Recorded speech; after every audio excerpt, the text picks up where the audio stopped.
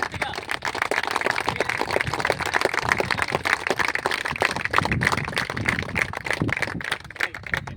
ఇప్పుడు మేజర్గా ఏంటి అంటే ఇందులో కొందరు ఫ్రెషర్స్ ఉండొచ్చు, కొందరు సీనియర్స్ ఉండొచ్చు, కొందరు గ్రిప్ ఉంటుంది, ఐడియా ఉంటుంది.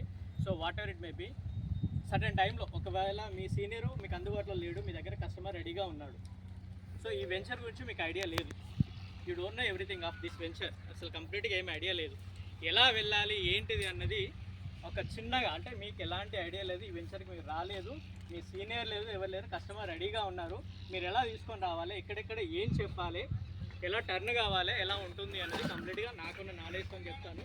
ఇదే ఫాలో కంటే నేనైతే చెప్పాను, మీకు నచ్చితే యూ కెన్, బట్ కొంతవరకు అయితే మీకు యూజ్ అవుతుంది అనేసి నేను అనుకుంటాను. మీ ఫాలో అనేది మీకు చెప్తాను. చాలా ఫస్ట్ వచ్చేసిందంటే మన ఆఫీస్ అందరికీ ఐడియా ఉంది కదా.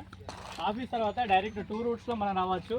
టువర్డ్స్ ఎలా అంటే నాగోల్ నుండి బండ్లగూడ నుండి ఆ రూట్ ఒకటి అయితే గట్కేసరికి రావచ్చు. ఇప్పుడు అది లేదు అనుకుంటే మనం ఉప్పల్ దగ్గర నుండి డైరెక్ట్ గట్కేసరికి వస్తాం కదా. Ghatkesar outer ring road.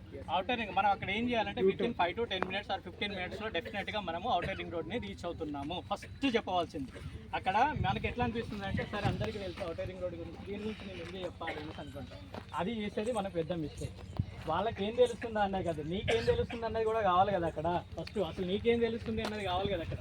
So outer ring road గురించి చెప్పిన తర్వాత గట్కేసర్ ఏరియా అంతా కూడా ఏమేమి డెవలప్మెంట్స్ ఉన్నాయి, అక్కడ మేజర్ చేసుకోవచ్చు.